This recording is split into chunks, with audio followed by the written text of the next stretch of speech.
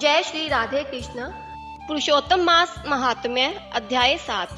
सूत जी बोले, हे तपोधन, आप लोगों ने जो प्रश्न किया है वही प्रश्न नारद ने नारायण से किया था। सो नारायण ने जो उत्तर दिया वही हम आप लोगों से कहते हैं। श्री नारद जी बोले, विष्णु ने अधिमास का अपार दुख निवेदन करके जब मौन धारण किया तब हे बद्रीपते, पुरुषोत्तम ने क्या किया, सो इस समय आप हमसे कहिए। श्री नारायण जी बोले, हे वत्स, गोलोकनाथ श्री कृष्ण ने विष्णु के प्रति जो कहा वह अत्यंत गुप्त है, परंतु भक्त, आस्तिक, सेवक, दम्भ रहित अधिकारी पुरुष को कहना चाहिए। अतः मैं सब कहता हूँ, सुनो। यह आख्यान सत्कीर्ति, पुण्य, यश, सुपुत्र का दाता, राजा को वश में करने वाला है और दरिद्रता को नाश करने वाला एवं बड़े पुण्यों से सुनने को मिलता है। जिस प्रकार इसको सुने उसी प्रकार अन्य भक्ति से सुने हुए कर्मों को भी करना चाहिए। श्री पुरुषोत्तम बोले, हे विष्णु, आपने बड़ा अच्छा किया जो मलमास को लेकर यहाँ आए। इससे आप लोक में कीर्ति पावेंगे। आपने जिसका उद्धार स्वीकार किया उसको हमने ही स्वीकार किया, ऐसा समझे। अतः इसको हम अपने समान सर्वोपरि करेंगे। गुणों से, कीर्ति के अनुभव से, पराक्रम से, भक्तों को वर देने से और भी जो मेरे गुण हैं उनसे मैं पुरुषोत्तम जैसे लोक में प्रसिद्ध हूँ। वैसे ही यह मलमास भी लोकों में पुरुषोत्तम करके प्रसिद्ध होगा। मेरे में जितने गुण हैं वे सब आज से मैंने इसी दे दिए। पुरुषोत्तम जो मेरा नाम लोक तथा वेद में प्रसिद्ध है वह भी आपकी प्रसन्नता का अर्थ आज मैंने इसे दे दिया। हे मधुसूदन, आज से मैं इस अधिमास का स्वामी भी हुआ। इसके पुरुषोत्तम इस नाम से सब जगत पवित्र होगा। मेरी समानता पाकर यह अधिमास सब मासों का राजा होगा। यह अधिमास जगत पूज्य एवं जगत से वंदना करवाने के योग्य होगा। इसकी पूजा और व्रत जो करेंगे उनके दुख और दारिद्र्य का नाश होगा। चैत्र आदि सब मास सकाम है, इसको हमने निष्काम किया है। इसको हमने अपने समान समस्त प्राणियों को मोक्ष देने वाला बनाया है। जो प्राणी काम अथवा निष्काम होकर अधिमास का पूजन करेगा वह अपने सब कर्मों को भस्म कर निश्चय मुझको प्राप्त होगा। जिस परम पद प्राप्ति के लिए बड़े भाग्य वाले यति ब्रह्मचारी लोग तप करते हैं और महात्मा लोग निराहार व्रत करते हैं एवं दृढ़ व्रत लोग फल पत्ता वायु भक्षण कर रहते हैं और काम क्रोध रहित जितेंद्रिय रहते हैं, वे और वर्षा काल में मैदान में रहने वाले, जाड़े में शीत, गर्मी में धूप सहन करने वाले मेरे पद के लिए यत्न करते रहते हैं। हे गरुड़ ध्वज, तब भी वे मेरे अव्यय परम पद को नहीं प्राप्त होते हैं, परंतु पुरुषोत्तम के भक्त एक मास के ही व्रत से बिना परिश्रम, जरा, मृत्यु रहित उस परम पद को पाते हैं। यह अधिमास व्रत संपूर्ण साधनों में श्रेष्ठ साधन है और समस्त कामनाओं के फल की सिद्धि को देने वाला है।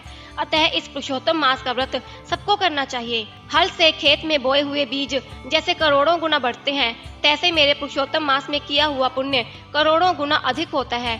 कोई चातुर्मास आदि यज्ञ करने से स्वर्ग में जाते हैं, वह भी भोगों को भोग कर पृथ्वी पर आते हैं, परंतु जो पुरुष आदर से विधि पूर्वक अधिमास का व्रत करता है वह अपने समस्त कुल का उद्धार कर मेरे में मिल जाता है, इसमें संशय नहीं है। हमको प्राप्त होकर प्राणी उन्हें जन्म मृत्यु भय से युक्त एवं आदि व्याधि और जरा से ग्रस्त संसार में फिर नहीं आता, जहाँ जाकर फिर पतन नहीं होता, सो मेरा परम धाम है। ऐसा जो वेदों का वचन है वह सत्य है, असत्य कैसे हो सकता है। यह अधिमास और इसका स्वामी मैं ही हूँ और मैंने ही इसे बनाया है, और पुरुषोत्तम यह जो मेरा नाम है सो भी मैंने इसे दे दिया है।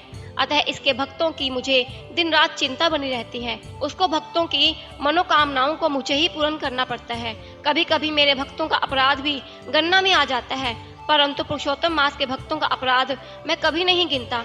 हे विष्णु, मेरी आराधना से मेरे भक्तों की आराधना करना मुझे प्रिय है।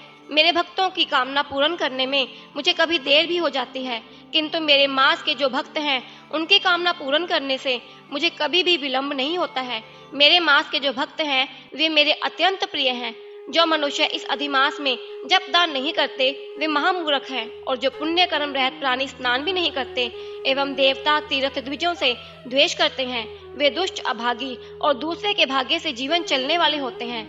जिस प्रकार खरगोश के सींग कदापि नहीं होते, वैसे ही अधिमास में स्नान आदि न करने वालों को स्वप्न में भी सुख प्राप्त नहीं होता है।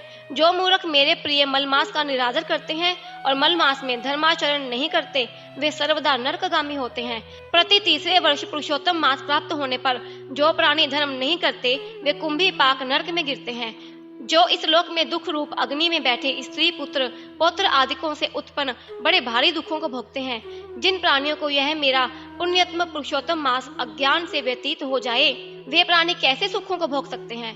जो भाग्यशालिनी स्त्रियां सौभाग्य और पुत्र सुख चाहने की इच्छा से अधिमास में स्नान आदि पूजन आदि करती हैं, उन्हें सौभाग्य, संपूर्ण संपत्ति और पुत्र आदि यह अधिमास देता है। जिनका यह मेरे नाम वाला पुरुषोत्तम मास दान आदि से रहत बीत जाता है, उनके अनुकूल मैं नहीं रहता और न उन्हें पति सुख प्राप्त होता है। भाई पुत्र धनों का सुख तो उसे स्वप्न में भी दुर्लभ है। अतः विशेष करके सब प्राणियों को अधिमास में स्नान पूजा जप आदि और विशेष करके शक्ति के अनुसार दान अवश्य कर्तव्य है। जो मनुष्य इस पुरुषोत्तम मास में भक्ति पूर्वक मेरा पूजन करते हैं, वे धन पुत्र और अनेक सुखों को भोग कर पुनः गोलोक के वासी होते हैं। मेरी आज्ञा से सब जन मेरे अधिमास का पूजन करेंगे। मैंने सब मासों से उत्तम मास इसे बनाया है, इसलिए अधिमास की चिंता त्याग कर हे रमापते, आप इस अतुलनीय पुरुषोत्तम मास को साथ लेकर अपने बैकुंठ में जाओ।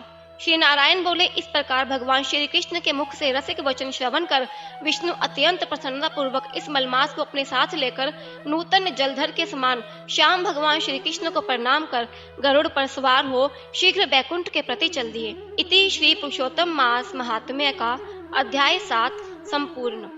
जय श्री राधे कृष्ण। ओम नमः भगवते वासुदेवाय।